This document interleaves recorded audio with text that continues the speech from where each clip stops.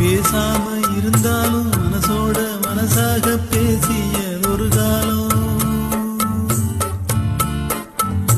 தூரத்தில் இருந்தாலும் தொடர்ந்து உன் அருகிலே குலவிய ஒரு காலம்.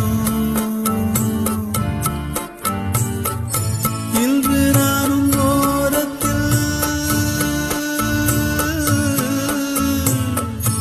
இன்று நானும் ஓரத்தில், என் மனது தூரத்தில், வீதியில் இசைத்தாலும் வீணைக்கு இசை உண்டு.